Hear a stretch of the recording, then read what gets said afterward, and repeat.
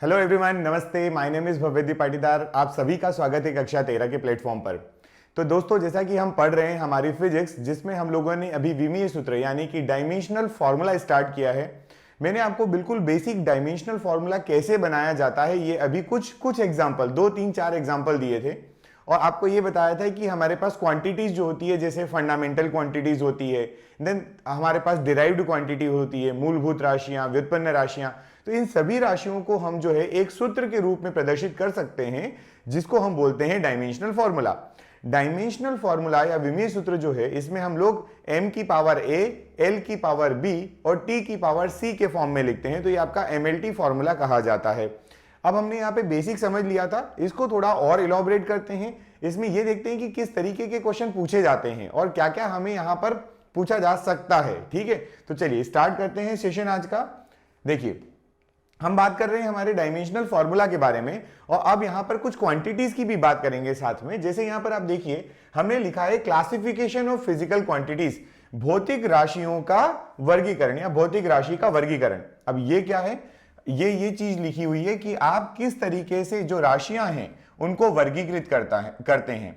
अभी आपको समझ में आएगा इसका वर्गीकरण किस तरीके से किया जाता है और कौन कौन सी वो राशियां होती है।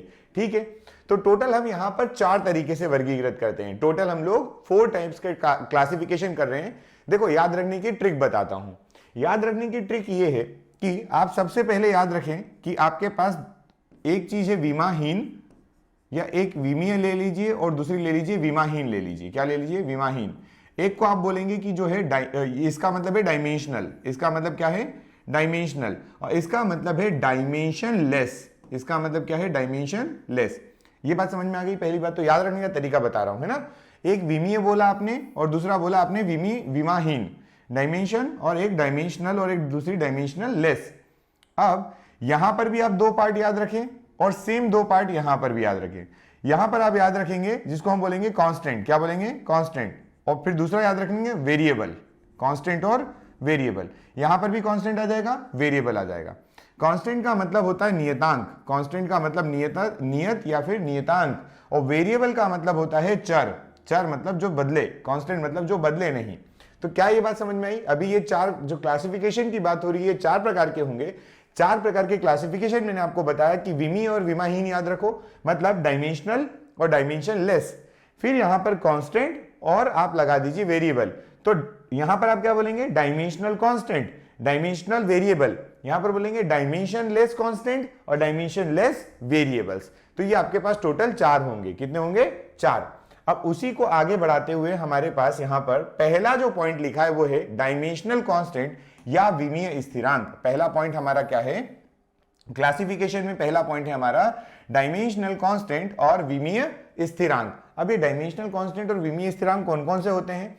तो हम लोग पहले से ये बात जानते हैं। जैसे हमें इस फर्स्ट पॉइंट की अगर एग्जांपल की बात करूं तो आपके पास, जैसे कि आपके पास हम एक बात करते हैं, जैसे हमारे पास होता है ग्रेविटेशनल कांस्टेंट। कौन सा कांस्टेंट होता है? ग्रेविटेशनल कांस्टेंट, जिसको हम बोलते हैं यूनिवर्सल ग्रेविटेशनल कांस्टेंट। ठीक है क्या? Universal gravitational constant. और यूनिवर्सल ग्रेविटेशनल कांस्टेंट जो होगा इसको बोला जाता है गुरुत्वीय त्वरण, सार्वत्रिक गुरुत्वीय, सॉरी कांस्टेंट है ना, सार्वत्रिक गुरुत्वाकर्षण नियतांक। चलो इसको पूरा लिखेंगे, सही लिखेंगे, सार्वत्रिक गुरुत्वाकर्षण नियतांक। ये होता है आपका कांस्टेंट, जो जिसकी क्या होती है? डायमेंशन होती है। अच्छा, डेफिनेशन भी पढ़ सकते हैं हम लोग। क्वेश्चन जो लिखा है या जो आपने पॉइंट लिखा है उसको यहीं से आप समझ सकते हैं। डायमेंशनल कांस्टेंट मतलब एक ऐसी क्वांटिटी जिसकी खुद की अपनी डायमेंशन भी होती है। तो देखो, these are the physical quantities which possesses dimensions and the constant value.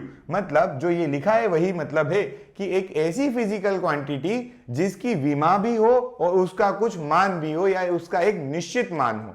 तो हमने एक एग्जांपल लिया universal gravitational constant. Universal gravitational constant जो होता है उसके अलावा भी और क्या ले सकते हैं? तो यहां पर देखिए, आप ले सकते हैं यहां पर प्लांक्स कांस्टेंट ले लीजिए। प्लांक्स कांस्टेंट है आपके पास, प्लांक का नियतांक का, प्लांक नियतांक, प्लांक्स कांस्टेंट। इसको आप क्या कहेंगे? इसको आप कहेंगे प्लांक नियतांक। क्या कहते हैं? प्लांक नियतांक। ठीक है, ये भी क्या हो जाएगा, ये भी आपका ग्रेविटेशनल ये भी आपका डायमेंशनल कांस्टेंट है। और देखना है, और एग्जांपल अगर हम बात करें तो हमारे पास जैसे एक होता है गैस कांस्टेंट, हमारे पास क्या होता है गैस कांस्टेंट। तो गैस कांस्टेंट जो होता है उसको आप क्या कहेंगे, उसको आप गैस नियतांक ही कहते हैं, है ना। तो ये आपके कुछ नियतांक हैं, ये जो कांस्टेंट वैल्यूज हैं, है ना, वो ये जो वैल्यूज हैं नियतांक, ये वैल्यू की अपनी आप में डायमेंशन होती है और इनकी खुद की कुछ वैल्यू भी होती है, डायमेंशंस भी होती है और इनकी खुद की वैल्यूज भी होती है। क्लियर। अब यहां पर हम अगर इनके डिनोट करने की बात करें कि इस चीज को क्या डिनोट किया जाता है, तो यूनिवर्सल ग्रेविटेशनल कांस्टेंट जो है इसको आप लिखते हैं कैपिटल जी। वहीं पर प्लांक्स कांस्टेंट जो है, प्लांक्स कांस्टेंट को आप लिखते हैं एच। क्या लिखते हैं, एच। और गैस कांस्टेंट है, इसको आप लिखते हैं आर। तो ये आपके नोटेशन हो गए। अब हम यहां पर थोड़ा सा समझेंगे कि ये कैसे हमने बोला कि जिन क्वांटिटी के पास मैग्नीट्यूड भी है, मतलब इनका मान भी है, और इनकी विमाएं भी है, विमाएं मतलब इनकी डायमेंशंस भी होती है। तो चलिए सबसे पहले मैं आपको एक एग्जांपल बनाकर बताता हूं, और वो एग्जांपल जो है वो मैं सीधा दे रहा हूं आपको, जो हमने पीछे लिखा है कैपिटल जी का। किसका एग्जांपल है ये, कैपिटल जी। अब शायद कैपिटल जी बताने की जरूरत नहीं, आप जानते हैं कैपिटल जी क्या है। तो क्या मुझे ये बात देखो कैसे बनाते हैं, कोई भी डायमेंशनल फॉर्मूला या कोई भी डायमेंशनल जो आपका सूत्र बनेगा या जो आप यूनिट्स वगैरह बनाते हो, ये उसके एक ओरिजिनल फॉर्मूले से बन जाता है। अगर आपको उसका फॉर्मूला याद है तो आपके लिए डायमेंशनल फॉर्मूला आसान, और अगर उसको कोई उससे रिलेटेड कोई भी फॉर्मूला याद नहीं तो आपके लिए वो डिफिकल्ट। चलिए अभी तो हम फिलहाल बात कर रहे हैं यूनिवर्सल ग्रेविटेशनल कांस्टेंट की। तो यहां पर मुझे याद आता है न्यूटन अंकल का एक लॉ, जिसमें उन्होंने बोला F equals to G into m1 into m2 divided by R square. ठीक है, ये जब लॉ कहा तो इन्होंने बोला कि इस जी की मुझे क्या निकालना है, डायमेंशंस निकालना है, जी की मुझे विमाएं निकालना है। तो मैं क्या कर सकता हूं, क्या मैं इस जी को एक साइड रहने दूं, बाकी सारी चीजें इधर ले आऊं। तो ये बना F R square into m1 m2। Clear है। और ये किसके बराबर हो गया, ये कैपिटल जी के बराबर हो गया। अब यहां से आप क्या करिए, यहां से आप m1 और m2 और r की जो डायमेंशंस हैं उनको यहां पर लिख दीजिए, आपका आंसर आ जाएगा। जैसे जैसे समझिएगा, f का मतलब मैंने आपको बताया था, और नहीं बताया तो अभी बता दूंगा, mlt-2 होता है। f मतलब फोर्स है, इसका मैं हमेशा बच्चों को बोलता हूं कि ये रट लो आप। तो mlt-2 हो गया। आर स्क्वायर क्या है, तो आर स्क्वायर जो है ये है लेंथ, और लेंथ का स्क्वायर मतलब ये एल स्क्वायर। लास्ट क्लास याद कीजिए जहां पर हम लोगों ने एरिया वेक्टर वगैरह एरिया वाली चीज पढ़ी थी, वहां पर ये बातें सारी बताई थी, है ना। फिर नीचे लिखे हैं मास, क्या लिखे हुए हैं, मास। और मास का जो डायमेंशनल फॉर्मूला होता है वो क्या होता है, वो होता है m। मास का डायमेंशनल फॉर्मूला क्या होता है, m। और यहां पर कितने मास लिखे हैं, 2 बार मास लिखे हैं, मतलब मास मास 2 बार आ जाएंगे। अब इस पूरी इक्वेशन को आप कहेंगे कि ये हमारा कैपिटल जी जो है इसकी डायमेंशन है, किसकी है, कैपिटल जी की डायमेंशनल फॉर्मूला बनने वाला है। सॉल्व करोगे तो देखो एक m ऊपर जाएगा तो एक से m, एक m कट गया, एक m ऊपर जाएगा तो बना m की पावर -1। क्या बना, m की पावर -1। ये देखिए l लिखा है और यहां पर L2 लिखा है, तो टोटल ऐड करेंगे तो आपके पास आएगा L3। और जब ये t है तो t को आप एज इट इज लिख दीजिए t की पावर -2। अब इसमें कोई भी गुंजाइश नहीं है और ये आपका पूरा सॉल्व हो गया है। मतलब आप g की वैल्यू निकाल पाए हैं, g की वैल्यू आपने फाइंड आउट कर ली कि क्या होता है ग्रेविटेशनल कांस्टेंट का विमीय सूत्र। क्या यहां तक आपको बात समझ में आ गई है, ये डायमेंशनल फॉर्मूला निकालने का तरीका है। अब इसके बाद अच्छा एक एग्जांपल और ले लेते हैं, चलो ठीक है, एक एग्जांपल और ले लेते हैं तो आपको और ज्यादा क्लियर हो जाएगा। इस बार हम ले लेते हैं प्लांक्स कांस्टेंट। क्या ले लें,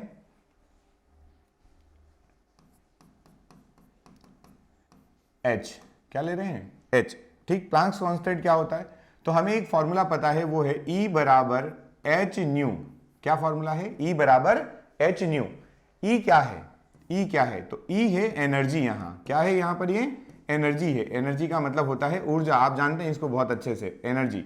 और यहां पर h जो है ये प्लांक्स कांस्टेंट है। V जो है ये है आवृत्ति। यहां पर ये क्या है, आवृत्ति। आवृत्ति का मतलब क्या होता है, इसका मतलब होता है फ्रीक्वेंसी।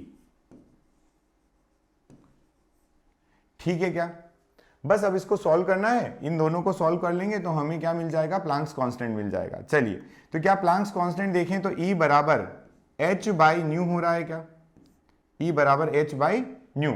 और आवृत्ति जो होती है वो टाइम पीरियड का उल्टा होती है, तो क्या मैं बोल सकता हूं E into T, E into T, क्योंकि मुझे पता है कि जो आवृत्ति होती है it is reciprocal of 1 upon, चलो रेसिप्रोकल ऑफ 1 अपॉन टी, ऐसा नहीं बोलते हैं, रेसिप्रोकल ऑफ टी या 1 अपॉन टी के।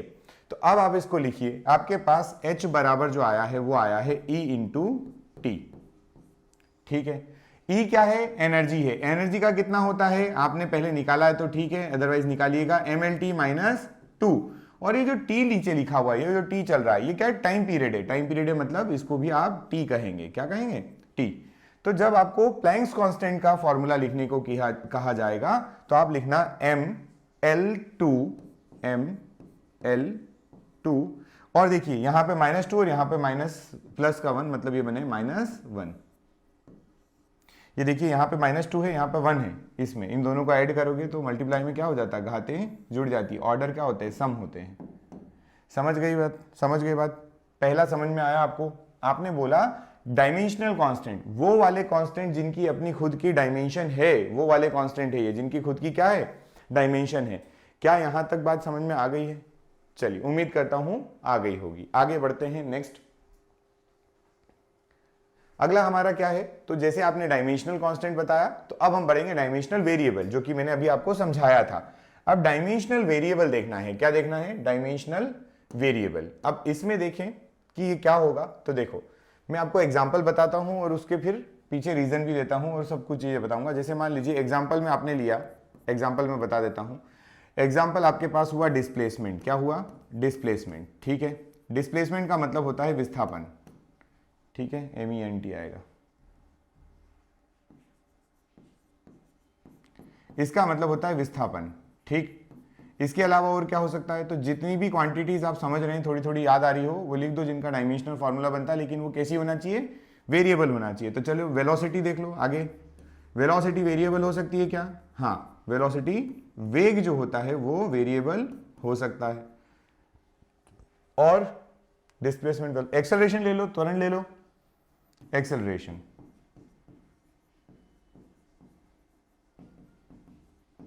इसको आप कहेंगे त्वरण। क्या यहां तक बात समझ में आ गई? ये आपके कुछ एग्जांपल्स हैं। किसके एग्जांपल हैं? तो ये है डायमेंशनल वेरिएबल के, मतलब इनकी डायमेंशन होगी और ये फिक्स्ड वैल्यू पजेस नहीं करते हैं। These are the physical quantities which possesses dimensions and do not have a fixed value। मतलब ये क्या पजेस करते हैं? डायमेंशन पजेस करते हैं, तभी तो डायमेंशनल एनालिसिस बता रहे हैं हम लोग। डायमेंशन पजेस करते हैं लेकिन इनकी कोई भी फिक्स्ड वैल्यू नहीं होती है। जैसे ये यहां पर आपने लिखा है, इसको अगर मैं थोड़ा सा ठीक ठाक और लिखूंगा, इसको डिटेल करूं, तो डिस्प्लेसमेंट का डायमेंशनल फॉर्मूला क्या होगा? डिस्प्लेसमेंट मतलब डिस्टेंस, मतलब L हो गया, ठीक है। अगर हम बात करें वेलोसिटी की, तो ये होता है डिस्प्लेसमेंट अपॉन टाइम। ये क्या होता है? Displacement upon time. तो जरा ध्यान से देखिएगा, क्या मैं बोल सकता हूं कि वेलोसिटी का डायमेंशनल फॉर्मूला जो होगा वो L किसका हो गया? डिस्टेंस का, और T किसका हो गया? टाइम का। तो ये बना LT की पावर -1, ठीक है ये बात। वहीं पर अगर हम बात करें एक्सेलरेशन की, किसकी? एक्सेलरेशन, त्वरण की बात करें, तो त्वरण क्या होता है? तो त्वरण होता है रेट ऑफ चेंज ऑफ, क्या चीज? Rate of change of velocity. ये आपके सामने लिखा हुआ है, del V by del T, velocity पर यूनिट टाइम। तो जब आप इसका डायमेंशनल फॉर्मूला निकालोगे तो आपको V का ऑलरेडी पता है, विच इज LT की पावर -1, और T का आपको पता है, वो T बनाती है, तो ये बना LT की पावर -2, LT की पावर -2। क्लियर है ये बात? ये होते हैं डायमेंशनल फॉर्मूले। ए का भी समझ में आ गया, इसका भी समझ में आ गया आपको, है ना? आगे बढ़े क्या? चलिए अगले पे मूव करते हैं। सेकंड क्वांटिटी थी, अब आएंगे डायमेंशन लेस। अब क्या रहा है? Dimension less constants. कॉन्स्टेंट कैसे हैं? डायमेंशन लेस हैं ये, ठीक। इनको हमें सॉल्व करना है। क्या करना है? सॉल्व करना है, ठीक। एग्जाम्पल दिया जाए आपको सीधा, आप उसी से बहुत अच्छे से पहचानते हैं। तो एग्जाम्पल में आप मेरी तरफ से लिखिए, जैसे आपके जितने भी नंबर्स होते हैं, all the numbers,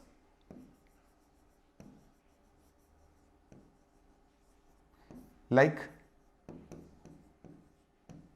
1 2 3 and so on, ठीक है। अगर ऐसे नंबर होंगे तो वो कैसा बन जाएगा, डायमेंशनलेस कांस्टेंट।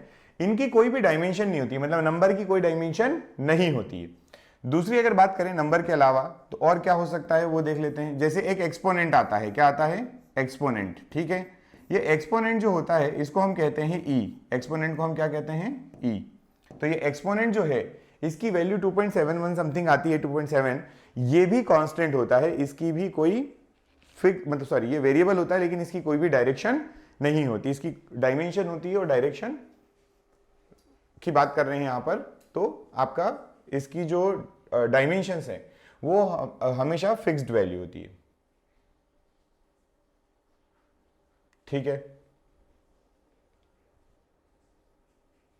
जिसके पास नहीं है विमान, विमा नहीं है।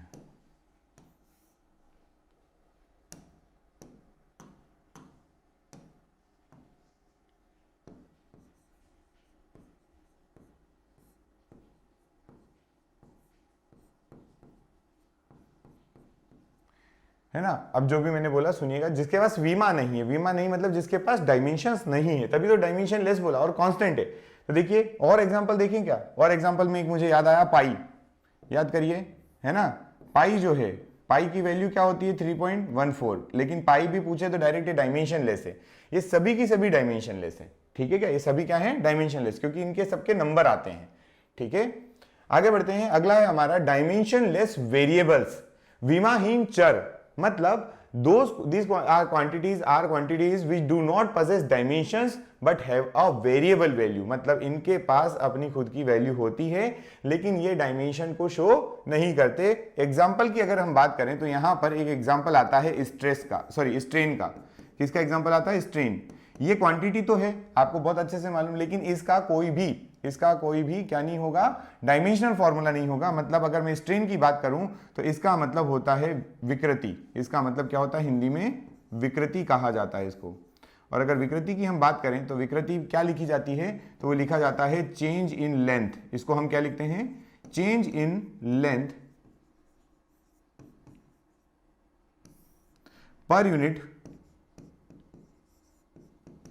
ओरिजिनल लेंथ, ठीक है क्या। अब यहां से देखकर समझ में आ रहा है कुछ कि अगर दोनों क्वांटिटीज की लेंथ है और लेंथ है, इसका मतलब इसका डायमेंशनल फॉर्मूला जो है वो क्या बन जाएगा, m0 l0 और t0, ठीक है। अगर आपने कुछ ऐसी क्वांटिटी ढूंढी है जैसे स्ट्रेन हो गया, तो ये क्वांटिटी का अगर डायमेंशनल फॉर्मूला देखोगे तो 0 होता है, या m0 l0 t0 होता है। अब अपने पास एक और चीज है, जैसे है रिलेटिव डेंसिटी। क्या है, रिलेटिव डेंसिटी। रिलेटिव डेंसिटी जो होती है वो क्या होती है, तो डेंसिटी ऑफ फ्लूइड ऐसा लिखा जाता है। जो भी फ्लूइड की आप डेंसिटी निकाल रहे हैं वो निकालने के लिए, या density of fluid divided by density of water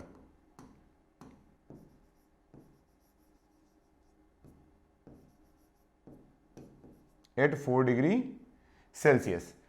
तो ये भी क्या हो जाएगा, ऊपर आपके पास क्या है, ऊपर आपके पास है डेंसिटी, नीचे कौन है, डेंसिटी। तो जो हमारा रिलेटिव डेंसिटी होती है, क्या होती है, रिलेटिव डेंसिटी, वो भी क्या बनती है, m0 l0 और t0, ठीक है ये बात। अब और देख लेते हैं इसमें एक आध एग्जांपल। अच्छा, एक जैसे डायमेंशन लेस वेरिएबल की बात करें तो एक एंगल भी होता है। क्या होता है, कोण। कोण का भी मैं आपको कोण का भी समझा देता हूं अभी फिलहाल में। अगर हम एंगल की भी बात करें, किसकी बात करें, एंगल की, एंगल यानी कोण की बात करें तो ये कैसा होता है, तो इसका होता है arc by radius, arc by radius, ठीक है। तो ऊपर भी आर्क मतलब मीटर में, रेडियस भी मीटर में, मतलब ये हो गया डायमेंशन लेस, ठीक है। तो एंगल भी जो होता है वो भी डायमेंशन लेस होता है। क्या यहां तक बात समझ में आई, ये चारों पॉइंट समझ में आ गए हैं। बढ़ते हैं आगे। अब हमारे पास एक टेबल है जिसमें कुछ डायमेंशनल फॉर्मूला लिखे हैं। ये मैं आपको पूरी फाइल जो है वो टेलीग्राम चैनल पर मिल जाएगी। कहाँ मिल जाएगी, टेलीग्राम चैनल पर। टेलीग्राम पर आपको सर्च करना है दीप 1292 एक साथ, है ना, कोई स्पेस नहीं, कोई कैपिटल लेटर नहीं, आप सर्च करेंगे दीप 1292, आपको वहां पर मिलेगा कक्षा 13 का लोगो। क्या मिलेगा वहां पर? कक्षा 13 का एक लोगो मिलेगा, उसमें ये पूरी फाइल आपको अवेलेबल होगी। ठीक है, मैंने इसमें से कुछ करवा दिए हैं, कुछ आगे करवाने वाला हूं, उनको अभी देखते हैं। हमारे पास ये दो चीजें हैं, आप इनको अभी तो कंटेस्ट थे, याद कर लीजिए कहां तक, 22 तक, 22 तक आप इनको रट लीजिए, फिर उसके बाद हम इनको बनाना भी समझ जाएंगे धीरे धीरे। चलिए, अब आता है प्रिंसिपल ऑफ होमोजेनिटी। चलिए एक बनाकर बताता हूं, जैसे मैं आपको, मान लीजिए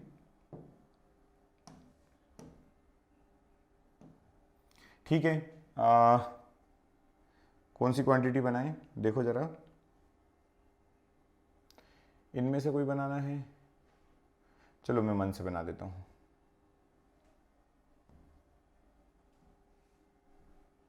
जैसे मेरे पास है मोमेंट ऑफ इनर्शिया, क्या है? मोमेंट ऑफ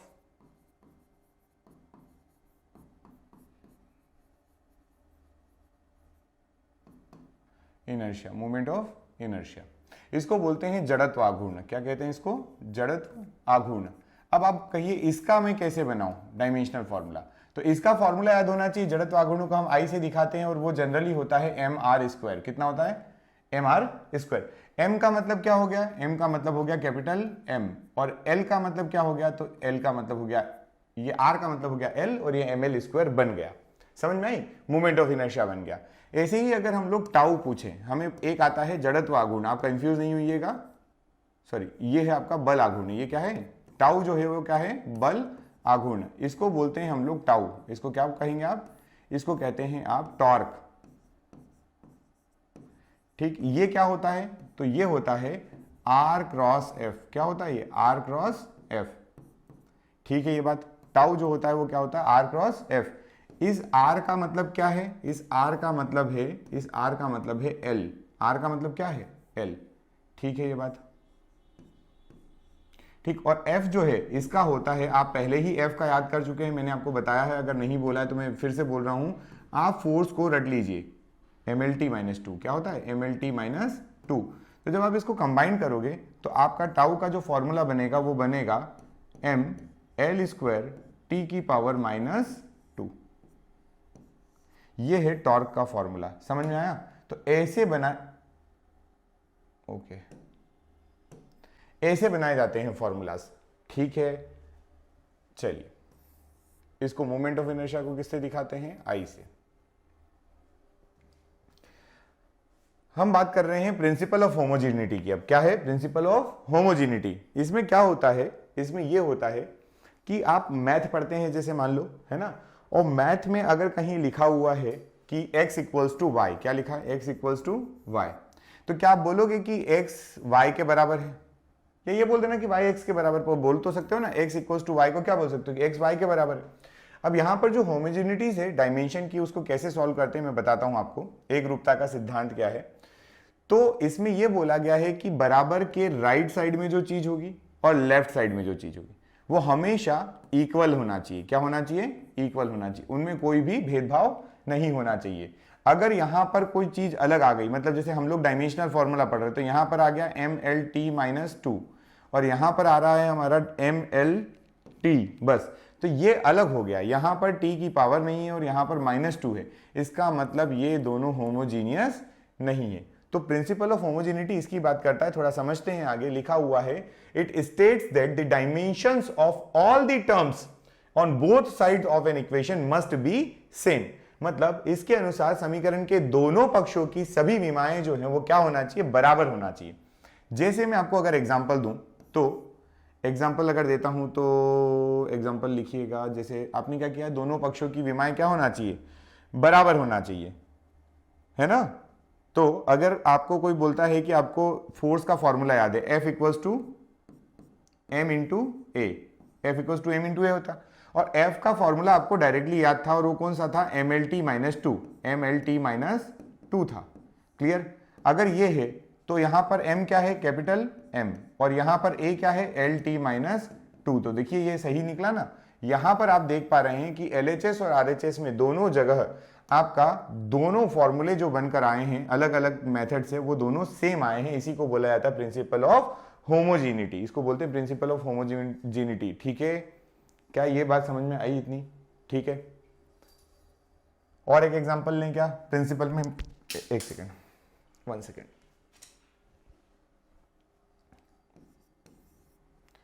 जैसे आपके पास स्ट्रेस है, चलिए स्ट्रेस लेते हैं। स्ट्रेस को मतलब हम बोलते हैं प्रतिबल। क्या बोलते हैं इसको हिंदी में?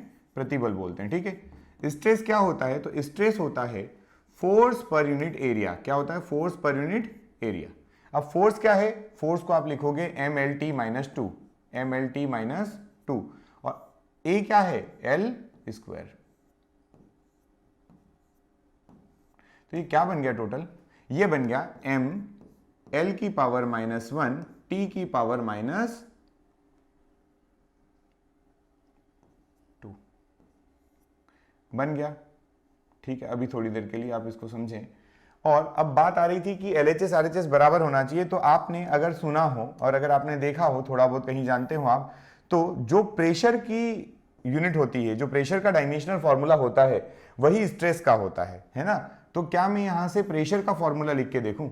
प्रेशर का फॉर्मूला लिखता हूं तो प्रेशर का फॉर्मूला होता है m एल की पावर माइनस 1 टी की पावर माइनस 2, ये होता है। तो जरा आप ध्यान से देखिए, अब मैं स्ट्रेस की जगह अगर ये लिख देता हूं और F अपॉन ए ये आया है, तो दोनों बराबर आ गए फिर से, है ना? तो इसलिए आप कहिएगा कि जब कभी LHS और RHS में बराबर आते हैं तो मतलब वहां पर प्रिंसिपल ऑफ होमोजेनिटी फॉलो होती है, क्योंकि यूनिट्स भी बराबर है इनकी, है ना? फिर यूनिट्स की भी बात आती है तो यूनिट्स भी बराबर है। क्लियर है? ये छोटी सी बात थी, कोई बहुत ज्यादा बड़ा वो नहीं है ये, तो प्रिंसिपल ऑफ होमोजेनिटी है।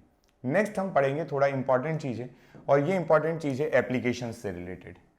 एप्लीकेशन है, किसकी एप्लीकेशन है? तो वो एप्लीकेशन है डायमेंशनल फॉर्मूलाज की, कि आपके जो डायमेंशनल फॉर्मूला है, ये डायमेंशन फॉर्मूला जो है, इनके क्या क्या उपयोग हो सकते हैं ना, इनके हम अनुप्रयोग क्या कर सकते हैं। तो देखिए कुछ बड़े बड़े 3 अनुप्रयोग यहां पर लिखे हैं। पहला लिखा है checking the correctness of physical education, मतलब कोई भौतिक समीकरण अगर आपके पास है तो उसकी करेक्टनेस को चेक करने के लिए हम लोग क्या करते हैं?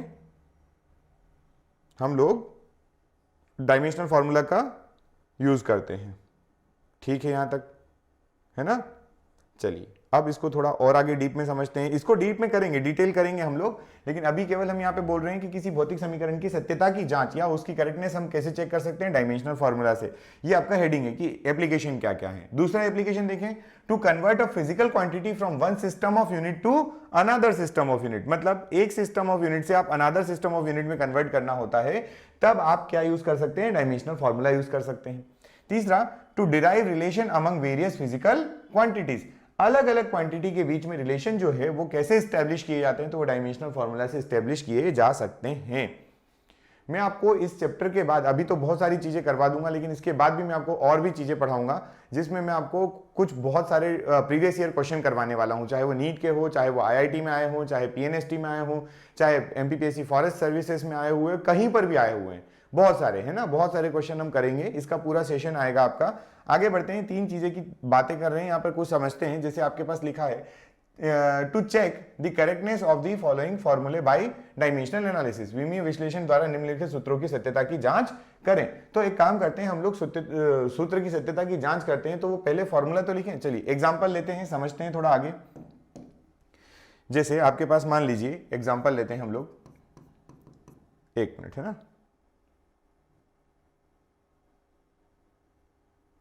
जैसे आपके पास होता है एक फॉर्मूला होता है, उसको समझते हैं। T बराबर, पहला फॉर्मूला देखिए लिखा है T बराबर 2 pi root over L by g. ये फॉर्मूला मेरे ख्याल से पेंडुलम वाला सभी लोग जानते हैं, सभी लोगों को ये बात पता है ना? ये फॉर्मूला होता है। अब इसको हम लोग चेक करते हैं कि क्या ये करेक्ट है, डायमेंशनली क्या ये करेक्ट है, हमको सत्यता की जांच करना है। तो जरा समझिए कैसे करेंगे। इधर है टाइम, इधर कौन है? टाइम। तो टाइम का अगर आप देखेंगे तो टाइम का मतलब होता है t की पावर -1। तो इधर का डायमेंशनल फॉर्मूला, LHS का डायमेंशनल फॉर्मूला है t की पावर -1।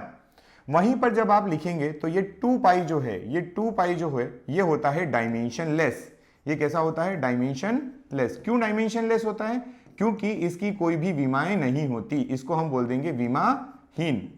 आपका ये जो 2 पाई है, एंगल है ना, 2 पाई एंगल है, एंगल को मैं समझाऊंगा, विमाहीन है, अभी मैंने बोल दिया है पर फिर समझाऊंगा मैं आपको। आगे देखिए रूट एल बाई जी लिखा हुआ है, क्या लिखा है, रूट एल बाई जी। तो एक काम करते हैं, रूट लगाते हैं, क्या करते हैं, रूट लगा देते हैं। ये भी तरीका है, पावर 1/2 भी लगा सकते हैं, पावर 1/2 भी लगा सकते हैं। चलो ऐसे भी कर सकते हो, पावर ऐसे लिख दें, पावर 1/2। ऊपर लिखा है एल, एल का मतलब होता है लेंथ, लेंथ का मतलब है एल, है ना, MLT-2 लिखते हैं ना, तो एल मतलब लंबाई, लेंथ, तो एल लिख दिया। नीचे है जी, अब ये जी कौन है, ये है ग्रेविटेशनल एक्सेलरेशन, गुरुत्वीय त्वरण। अब गुरुत्वीय त्वरण का जो फॉर्मूला होता है, डायमेंशनल फॉर्मूला, वो हमने अभी डिराइव किया था। देखिए कोई भी त्वरण का, गुरुत्वीय त्वरण की बात नहीं है, कोई भी त्वरण अगर हुआ तो उसका फॉर्मूला, वैसे तो यहां पर भी लिखा होगा कहीं ना कहीं, त्वरण लिखा है क्या, एक्सेलरेशन, ये रहा LT⁻², और हमने डिराइव भी किया था क्या, ये रहा LT⁻², हम डिराइव कर चुके हैं। तो हम यहां पर बात कर रहे हैं अब उसी फॉर्मूले की, देखिएगा जरा, हमने यहां लिख दिया LT⁻²। अब इसको L से L कैंसिल आउट, इसी को जब आप आगे देखेंगे तो देखो ये जो डायमेंशनलेस क्वांटिटी है, इसका तो कोई सिग्निफिकेंस है नहीं, इसका तो कोई मतलब है नहीं, तो हमारे पास ये बचा, हमारे पास क्या बचा, हमारे पास बचा 1/T⁻² की होल पावर 1/2। और इसको जब आप ऊपर लेके जाओगे तो ये बनेगा T⁻², और ऊपर पावर में आ जाएगा आपका 1/2। जब 1/2 से इसको देखोगे तो ये कैंसिल आउट हो जाएगा, आपके राइट साइड में भी क्या निकल कर आ गया, T आ गया। और इस हिसाब से आप कह सकते हैं कि आपका इस फॉर्मूले का जो, अच्छा T⁻1 क्यों लिखा मैंने यहां पर, T ही होगा ना डायरेक्ट, अगर T टाइम पीरियड है, ये ऊपर कौन है, चलो मैं इसको थोड़ा वो कर देता हूं, आपको अच्छे से याद हो जाएगा। ये है टाइम पीरियड, कौन है ये, टाइम पीरियड, तो टाइम पीरियड का क्या होगा, T, टाइम पीरियड का क्या हो जाएगा, T, ठीक है। तो देखिए आपका जो LHS और RHS, आप इसको क्या कह सकते हैं, इसको आप कह सकते हैं ये आपका LHS है, और ये आपका क्या हो गया, तो ये आपका हो गया RHS। LHS और RHS बराबर हो गया, क्या हम बोल सकते हैं कि LHS इक्वल्स टू क्या हो गया है, RHS। तो अगर LHS इक्वल्स टू RHS हो गया है, तो ये जो इक्वेशन या फॉर्मूला जो लिखा हुआ था ये बिल्कुल सही है। ये जो फॉर्मूला हमने बनाया है या पहले बना हुआ है, ये फॉर्मूला बिल्कुल सही है, डायमेंशनली इट इज करेक्ट, विमीय रूप से या विमीय मात्रकों के हिसाब से ये बिल्कुल सही है। अगला और एग्जांपल ले लेते हैं, इसको थोड़ा समझने के लिए ज्यादा बेटर होगा। जैसे मान लीजिए कि एक एग्जांपल और लीजिए आप, आपके पास एक और फॉर्मूला है, और वो है F इक्वल्स टू mv²/r। क्या है, mv²/r। इसकी सत्यता की जांच करिए, इसकी जांच करिए।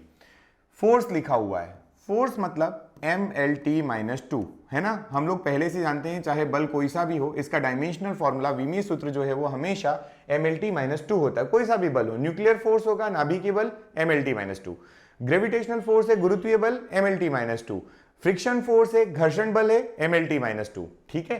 प्लस यहां पर हम देख रहे हैं M को, M का बनेगा कैपिटल M, M का क्या बनने वाला है, कैपिटल M। वहीं पर जो हमारा V है, V है मतलब वेलोसिटी, वेलोसिटी का होता है LT⁻⁻1, तो उसका ऊपर क्या है, स्क्वायर है, स्क्वायर लगाया, डिवाइडेड बाई L। क्या इतनी बात ठीक है। अब इसको थोड़ा सा सॉल्व करिए, आपके पास ये आने वाला है M, और ये जो बनेगा ये बनेगा L², और ये बन रहा है T⁻⁻2 डिवाइडेड बाई आपके पास आया L, जो पहले से चले आ रहा था, ठीक है। क्या हम लोगों ने पहले इसको लिख लिया, इसको लिख लिया, ये हो गया, और फिर इसको सॉल्व कर रहे हैं तो ये लिख रहे हैं। L से देखेंगे एक L कैंसिल आउट हो जाएगा, और अगर आप यहां से देखेंगे तो ये बनेगा आपका MLT-2। और क्या यही हमारा बल का सूत्र होता है, क्या यही हमारा फोर्स का हमारा जो फॉर्मूला है वो MLT-2 होता है। तो हमने यहां से बोल दिया कि यस, हमारा ये आपका डायमेंशनल फॉर्मूला होता है। LHS बराबर RHS हो गया। क्या ये बात समझ में आई है ना। इस वजह से आप बोल सकते हैं कि जो आपने ऊपर फॉर्मूला लिखा है वो बिल्कुल करेक्ट है, बिल्कुल करेक्ट, उसमें कोई भी संशोधन की भी जरूरत नहीं है और संशय भी नहीं है। तो अब आपका काम क्या है, आपका काम है आप इसको घर पर बैठकर जब ये लेक्चर खत्म हो जाए तो इसको आप कवर करेंगे, ठीक है। आप यहाँ पर कुछ क्वेश्चन मेरी तरफ से देखिए, मैं आपको एक दो क्वेश्चन दे देता हूँ, उनको आप लिखिएगा, समझिएगा कि वो सही है या नहीं है, डायमेंशनली वो करेक्ट हो पा रहे हैं या नहीं हो पा रहे हैं, ठीक। एक दो अच्छे फॉर्मूले देख लेते हैं। हम लोग डायमेंशनली फॉर्मूले समझ रहे हैं, तो उसके लिए आप फॉर्मूला कौन सा लोगे, देखो मैं बताता हूँ आपको। आप उसको बनाइएगा घर पर, है ना।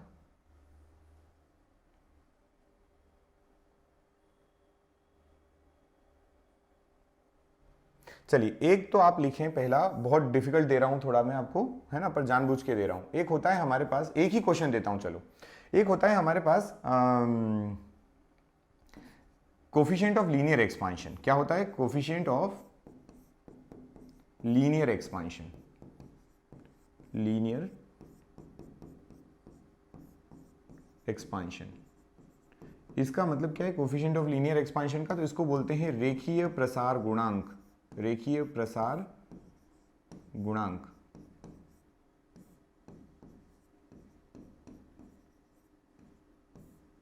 ठीक है, रेखीय प्रसार गुणांक किससे डिनोट करते हैं? तो याद रखना, इसको अल्फा से डिनोट किया जाता है। किससे? अल्फा से। तो मैं आपको इसका फॉर्मूला बता देता हूं। अल्फा बराबर जो होता है, अल्फा बराबर क्या होता है? तो वो होता है del L upon L initial into del T. ठीक है, ये फॉर्मूला है। इसकी करेक्टनेस को आपको चेक करना है। ये फॉर्मूले की करेक्टनेस आप चेक करिए, क्या ये फॉर्मूला बिल्कुल ठीक ठाक लिखा है। यहां पर जो है, यहां पर जो अल्फा है, इसकी यूनिट जो होती है, इसका जो मात्रक है, इसका जो मात्रक है वो होता है डिग्री सेल्सियस इनवर्स या kelvin inverse. Degree Celsius inverse या केल्विन इनवर्स। और ये जो डेल टी यहां पर लिखा हुआ है, डेल टी, ये क्या है? तो ये है टेम्परेचर डिफरेंस। ये क्या है? Temperature difference. मतलब इसको कहेंगे तापांतर। इसको क्या कहेंगे? तापांतर। ठीक, ये आप सॉल्व करिएगा, ये आपके लिए होमवर्क है। ठीक है, बढ़े आगे यहां से। चलिए, अब हमारे पास ये तो चीज हो गई कि आप इस तरीके से क्या कर सकते हैं, चेक कर सकते हैं। जितने भी फॉर्मूले हैं उनकी आप करेक्टनेस को चेक कर सकते हैं। अब हम यहां से क्या करने वाले हैं, कुछ और भी फिजिकल क्वांटिटी के मैं आपको एग्जांपल दे देता हूं, जैसे अगर आप करना चाहें तो, अदरवाइज कोई बात नहीं, है ना। आप इसको चेक कर सकते हैं। ये क्या हो गया आपका पहला, आप इसको चेक करिए, v बराबर u प्लस ए टी।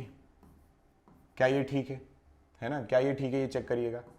और एग्जांपल में लिखिए, अगर हम देखें तो speed equals to distance upon time वाला चेक करिए। Speed equals to distance upon time. ठीक है, आप यहां पर चेक कर सकते हैं। जैसे हम लोगों को पता है हीट क्या है? हीट मतलब ऊष्मा। ये जो है ये क्या होता है? तो ये होता है आई स्क्वायर आर इंटू टी। ठीक, आई क्या है यहां पर? विद्युत धारा। आई क्या है? विद्युत धारा। मतलब इसको बोलेंगे आप करंट, इलेक्ट्रिक करंट। ठीक, आर क्या है? प्रतिरोध। आर क्या है? प्रतिरोध,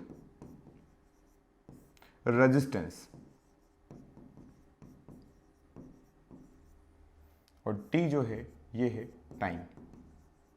ये क्या है? समय। इन फॉर्मूलेस को आप चेक करिए घर पर, क्या आपसे ये बन रहे हैं। और अगर आपसे कोई डाउट है, इनमें से कोई भी अगर आपसे डाउट आता है, आप मुझे मैसेज कर दीजिए। आप मुझे मैसेज करके बताइए कि सर ये प्रॉब्लम हमें हुई, हमें ये नहीं बना, है ना। और भी अगर आपको चेक करना है तो आप इसको भी चेक करें। हाइट ऑफ कैपिलरिटी लिखते हैं 2t cos theta, 2t cos theta upon rho G R. इसको भी आप करेक्टनेस इसकी चेक करें। ठीक है, चलिए इतने ही करिएगा, इतने में आपको पूरी बातें क्लियर हो जाएंगी। क्या यहां तक बात ठीक है? ये बातें समझ में आ गई? अगर ये बात समझ में आ गई तो आगे बढ़ते हैं। आगे बढ़ेंगे तो अब हम क्या करेंगे, एक सिस्टम ऑफ यूनिट को दूसरी सिस्टम ऑफ यूनिट में कन्वर्ट करेंगे। तो यहां पर हम हेडिंग डाल रहे हैं दूसरा, to convert the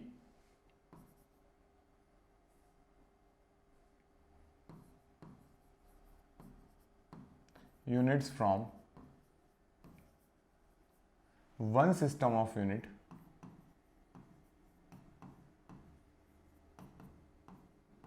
to another। ठीक है, एक सिस्टम ऑफ यूनिट को दूसरे सिस्टम ऑफ यूनिट में कन्वर्ट करने के लिए हम लोग इसका यूज कर सकते हैं। कैसे करेंगे थोड़ा सा समझते हैं, थोड़ा सा समझेंगे उसको, थोड़ा एक्सप्लेन करते हैं। यहाँ पर ध्यान दीजिएगा, जैसे मान लो मैंने आपको यहाँ पर बोल दिया कि आपके पास कोई एक क्वांटिटी है, हमने माना कि कोई एक क्वांटिटी है, जैसे आपने बोला कि हमारे पास जो क्वांटिटी है वो है Q। Q क्या है? तो वो है क्वांटिटी। क्वांटिटी मतलब एक राशि। क्वांटिटी मतलब क्या है? एक राशि है, ठीक, ये समझिए। और इसको हमने मान लिया it is equals to n into U, कुछ भी मान लिया, रैंडम, है ना, ठीक। अब आपकी जो फॉर्मूला होता है या क्वांटिटी होती है, कोई राशि होती है, तो उसका कुछ फॉर्मूला होता है। तो फॉर्मूले के LHS और फॉर्मूले का RHS क्या होना चाहिए? बराबर होना चाहिए। हमने अभी हाल समझी ये बात कि अगर कोई डायमेंशनली करेक्ट है, कोई अगर फॉर्मूला डायमेंशनली करेक्ट है तो उसका LHS और RHS क्या होना चाहिए? बराबर होना चाहिए। तो मैंने कहा कि एक काम करते हैं LHS RHS में, तो इसको बोल देता हूं मैं N1U1 और RHS को बोल देता हूं N2U2। भाई राशि ही तो है, ये Q जो है, ये Q भी तो क्या है? Q1 बराबर Q2 मान लेते हैं कि LHS में जो क्वांटिटी लिखी वो किसके बराबर होगी? RHS में जो क्वांटिटी लिखी होगी उसके। सिंपल बात, ठीक, इतनी सी बड़ी बात थी ये। तो अब इसी फॉर्मूले का या इसी मेथड का हम यूज करेंगे और उससे हम निकालेंगे कि कैसे किसी क्वांटिटी का एक से दूसरे में हम लोग कन्वर्जन कर सकते हैं। तो इसको आप टर्न करिए PTO, है ना, और दूसरी स्लाइड पे आइए। यहां पर मैं आपको एक एग्जांपल लेता हूं, जैसे हम लोगों के पास मान लीजिए दिया हुआ है, मैं डायरेक्टली बोलता हूं कन्वर्ट, है ना, कन्वर्ट 1 न्यूटन इनटू डायन। ठीक है, हमको बोला गया है एक न्यूटन को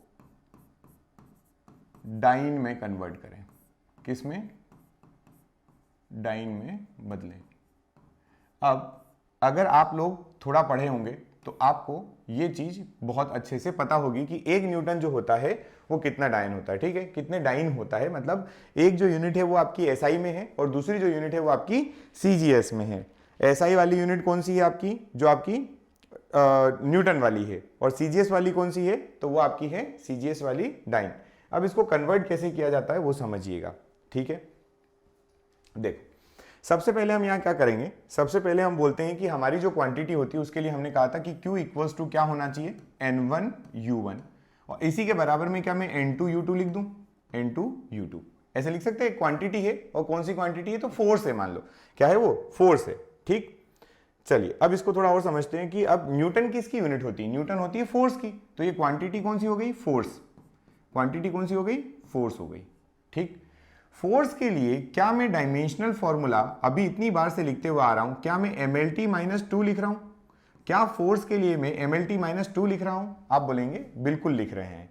अब यहां से हम क्या करते हैं, देखिए ये तो आपको एक इन जनरल पता ही है, सभी को पता होता, जो भी आपको यूनिट कन्वर्ट करने को बोली जाएगी उस यूनिट का आपको डायमेंशन या उसका फॉर्मूला आपको पता होगा। ये तो बनी सी बात है, इसमें कोई बड़ी बात नहीं।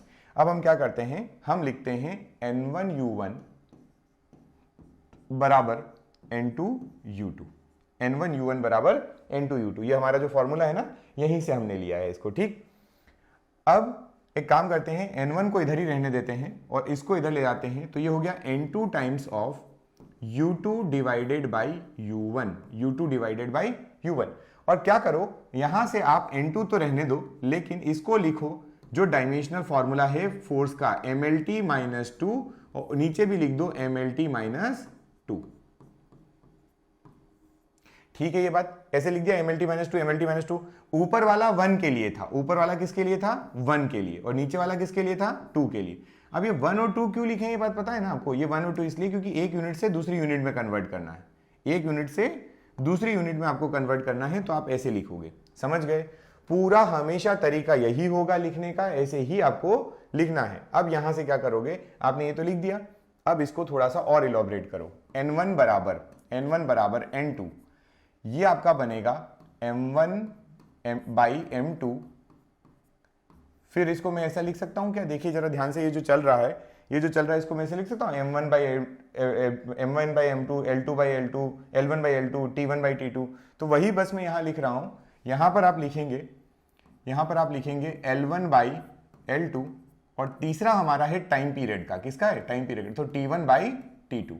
अब T1/T2 लिखा तो इसकी पावर -2 है। कितनी है पावर? -2। देखो जरा फॉर्मूले में यही है, और हमको हमेशा ऐसे ही लिखना है, हमको इसमें कोई डाउट नहीं रखना है, हमको ये नहीं समझना कि क्या कर रहे हैं, बस आपको हर बार फॉर्मूला यही फॉलो अप करना है इसका।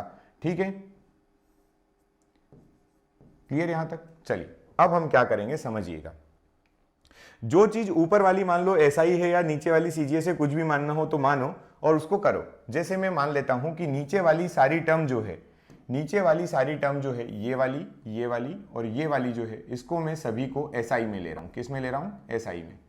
ठीक, और ऊपर वाली ये तीनों जो टर्म है, ये तीनों जो है, इनको मैं ले रहा हूं किसमें? सीजीएस में। ठीक, कुछ इस तरीके से। तो यहां से क्या आप ऐसा लिख सकते हैं कि n1 बराबर n2 टाइम्स ऑफ, नीचे अगर केजी लिखा है, नीचे अगर केजी लिखा है तो ऊपर उसको क्या मैं 1000 ग्राम लिख सकता हूं? देखो जरा, केजी को क्या मैं 1000 ग्राम लिख सकता हूं? आप बोलेंगे बिल्कुल लिख सकते हैं। ठीक, अगला है मेरा मीटर लंबाई, तो मैंने नीचे लिखा मीटर, तो क्या मैं उसको ऐसा लिख सकता हूं? 100 सेंटीमीटर। क्या लिख सकता हूं? 100 सेंटीमीटर। क्यों? क्योंकि वो मुझे सीजीएस में चाहिए। किस में चाहिए? सीजीएस में। और सीजीएस में आपका मीटर का सेंटीमीटर बनता है।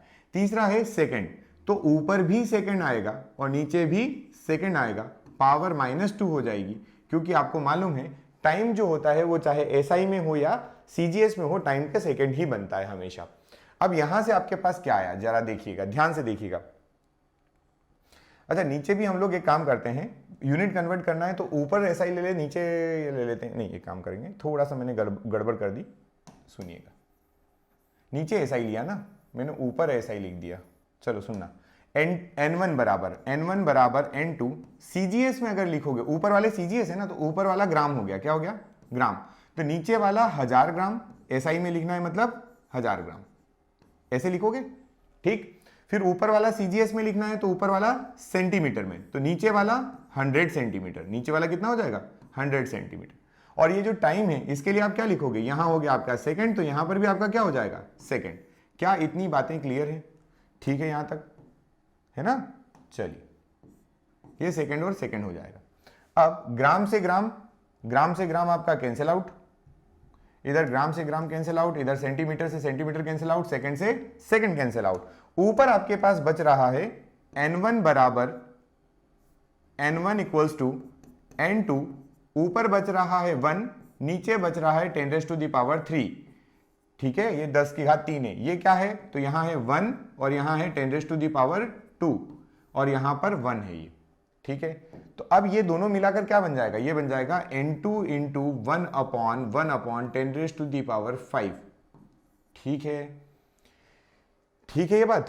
तो क्या मैं ऐसा बोल सकता हूं कि यहां से n1 बराबर n2/10⁻5, तो n2 बराबर 10⁻5 इंटू n1, तो यहां से मेरे पास निकल कर आया, या अगले पेज पर ले लेते हैं, सुनना ध्यान से, मेरा निकल कर आया n2 बराबर 10⁻5 इंटू n1।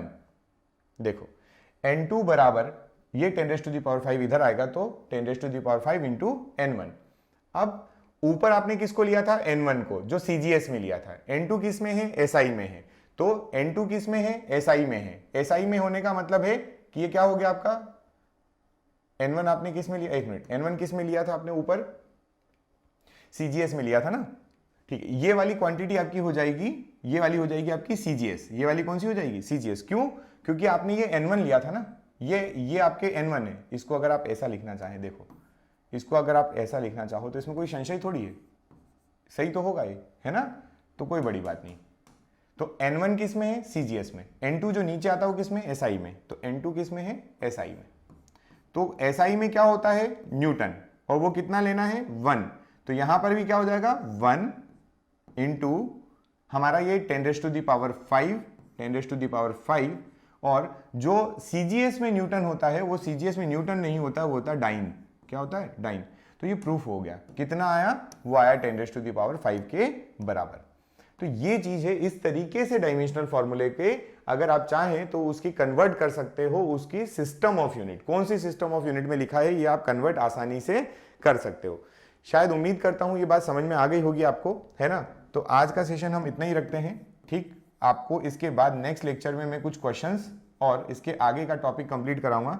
यहां पर आप एक होमवर्क लिख लीजिएगा, वो आप मुझे कर कर आंसर करिएगा कमेंट बॉक्स में कि आपका आंसर कितना आया।